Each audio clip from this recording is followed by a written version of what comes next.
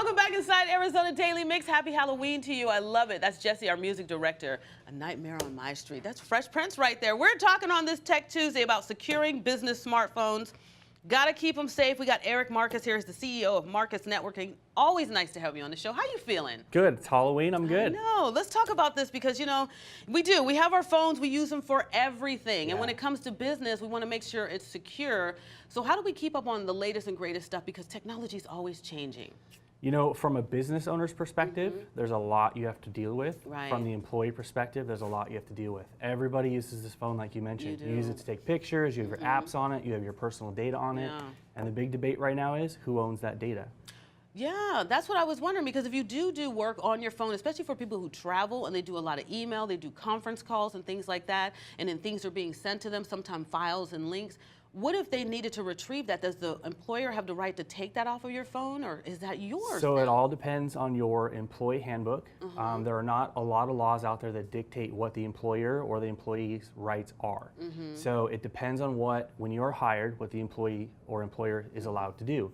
Our company, we have it very strict. We issue you a phone, so we don't have to worry about that. This is a corporate phone. It's meant for corporate business. Okay. If you have a personal phone, you use that for yourself. However, a lot of our clients give their employees an allowance. So here's $50 a month to pay for your cell phone, use it personally, use it for the company. But if I let you go, I have the right to wipe your phone clean. All your pictures, music, apps, that's your personal data, can be destroyed. Wow, that's an eye-opener. I didn't know that, because I was assuming that if you did work for a certain company, they would give you a phone, or you would take and maybe lease out a phone as part of the contract that you sign, whatever, and then that was their information, and you have your own personal. But if it's on one phone, then it gets tricky. It gets very tricky. You also can, if you own the phone as the employer, track the phone. So I can track this phone using, you know, Apple's Find My iPhone or Android Geolocate, and see where my employees are throughout the day if I wanted to. And a lot of companies use this for delivery tracking or to see if they're on a job site. What about passwords? Because passwords can be tricky as well, because sometimes if you have a password, should you change it very often to keep your phone secure that way? And then should you give it to your employer? Well, actually, as an employer, I can access the phone without that password if I have a program running on this phone and tracking it. But it's always good to have a password on your phone, regardless if it's your personal phone or your employer's phone. If it's stolen, then you don't have to worry about the data getting stolen. As an employer, if your phone's stolen, I can wipe the phone remotely. So if you leave it on an airplane or at the mall or whatever you want to do, you can wipe it and not have to worry about the data. And because technology is always changing, the phones are always getting a little bit better and advancing. What are some of the features that people are looking into now that are a benefit to them as far as, you know, the security? So the big thing is with Apple's new iPhone X is the facial recognition software. That's becoming a huge trend in the market. You know, Google and Amazon are coming out with phones that can do that as well.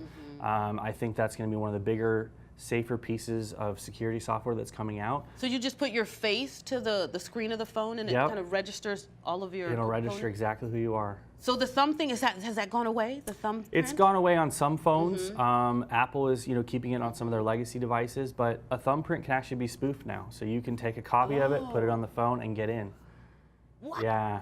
That is great. Well, people think of everything, you know, because if they want it, they're going to think of a way to get it, correct? They do, yeah. Oh my gosh. What are you hearing? Because you deal with this all the time from people. What are the main concerns that people are having when it comes to their phone and the security? It really goes down to security and passwords. How are people storing credit card information on their phone? How are people storing usernames and passwords for websites? A lot of people will add contacts to their phones. Yeah. So if they had an Amazon account, they'd put Amazon and put their username and password in the contact. Well, if I took your phone, I'd have access to everything. So there's a lot of really good apps out there that you can download to lock your passwords in there and encrypt it, which means if the phone's stolen, they can never get to your passwords or banking information. And then should you be like transferring data on the regular? Can you do that with your phone to an external? You know, a lot of people don't back up their phone ever. It's kind of a bad quality, so you should always plug in your phone maybe once a week, twice a week, something like that, to your computer and back it up. Apple has iTunes, Android, Google has their own way to back it up as well.